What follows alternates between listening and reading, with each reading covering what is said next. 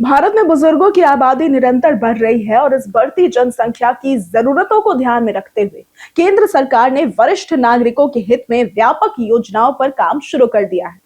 1 अप्रैल 2026 से इन नई योजनाओं को धरातल पर उतारने की तैयारी की जा रही। इन पहल का मुख्य उद्देश्य बुजुर्गों को आर्थिक रूप से सशक्त बनाना, उनके स्वास्थ्य सेवाओं को आसान और किफायती बनाना, यात्रा को आरामदायक और सुरक्षित बनाना और उन्हें समाज से जोड़े रखना है। आर्थिक सशक्तिकरण के क्षेत्र में सरकार विशेष पेंशन योजनाओं और बचत योजनाओं को और मजबूत करने पर विचार कर रही है। बुजुर्गों को सामान्य नागरिकों की तुलना में अधिक ब्याज दरों वाली बचत योजनाएं और पेंशन प्रदान करने की भी योजना बनाई गई है। इसके अलावा आयकर में अतिरिक्त छूट और आवश्यक वस्तुओं पर सब्सिडी देने के प्रस्ताव भी चर्चा में। इन कदमों से बुजुर्ग आत्मनिर्भर बने रहेंगे और अपनी रोजमर्रा की जरूरतों के लिए परिवार या दूसरों पर निर्भर नहीं होंगे। इससे उनके आत्मविश्वास और स्वाभिमान को भी बढ़ावा मिलेगा।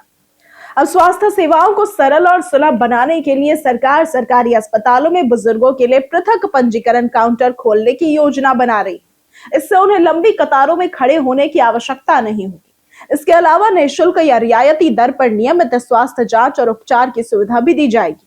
ग्रामीण और दूर दराज क्षेत्रों में रहने वाले बुजुर्गों तक चिकित्सा सेवा पहुंचाने के लिए मोबाइल मेडिकल यूनिट और टेलीमेडिसिन सेवाओं का विस्तार किया जाएगा। इससे बुजुर्ग घर बैठे ही विशेषज्ञ चिकित्सकों से परामर्श ले सकेंगे, जिससे समय, ऊर्जा और पैसा दोनों की बचत होगी। अब यात्रा और परिवहन के क्षेत्र में बुजुर्गों के लिए बस और रेल यात्रा में विशेष रियायत देने पर विचार किया जा रहा है।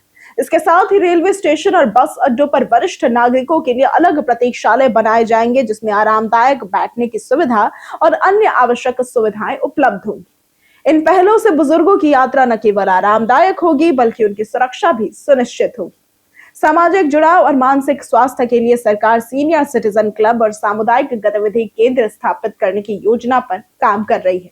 इन केंद्रों में बुजुर्ग योग, ध्यान, सांस्कृतिक कार्यक्रम और सामाजिक गतिविधियों में भाग लेकर अपने जीवन में उत्साह और ऊर्जा बनाए रख सकेंगे। ये कदम बुजुर्गों के अकेलेपन और अवसाद को दूर करने में भी मदद करेगा। अब इन सभी योजनाओं को देखकर यह स्पष्ट होता है कि सरकार बुजुर्गों के जीवन के हर पहलू को बेहतर बनाने के लिए गंभीर प्रयास कर रही है।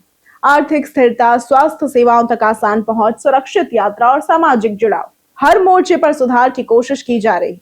इन योजनाओं की आधिकारिक घोषणा भी बाकी है, इसलिए बुजुर्गों और उनके परिवार को यह सलाह दी जाती है कि वे किसी अफवाह या असत्य सूचना पर विश्वास न करें और केवल सरकारी आधिकारिक स्रोतों से ही जानकारी प्राप्त करें।